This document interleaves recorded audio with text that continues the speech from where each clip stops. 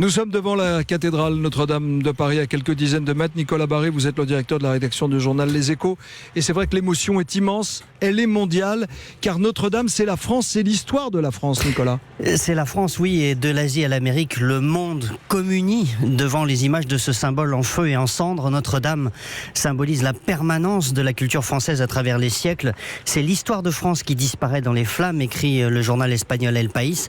Et dans le quotidien Asahi Shimbun ce matin, un écrivain japonais vivant à Paris témoigne de sa stupeur. Notre-Dame paraissait indestructible. Les Japonais, vous savez, ne construisent rien de permanent. Les tremblements de terre détruisent tout à intervalles réguliers. Peu de monuments en plus d'un siècle. Alors un monument millénaire comme Notre-Dame fascine. La mémoire chez nous est gravée dans la pierre. Chez les Japonais, elle est dans le geste du maçon ou du menuisier, transmis de génération en génération. Et justement, il faudra reconstruire. C'est l'injonction de Barack Obama.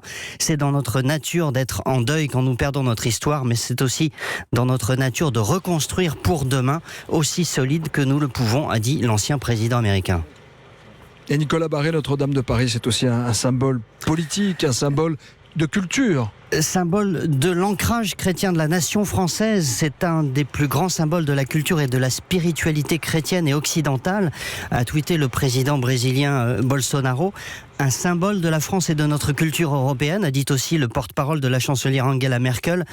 Et puis vous savez, pour un touriste chinois venant d'un pays où la religion ne fait pas bon ménage avec le régime, c'est aussi un lieu porteur d'un message fort, universel. On peut être une grande nation laïque et s'unir autour de ce lieu religieux. La presse japonaise rappelle enfin ce matin que c'était un lieu de liberté, un lieu où chacun entrait librement. C'est rarement le cas des grands lieux touristiques en ces temps de menaces permanentes.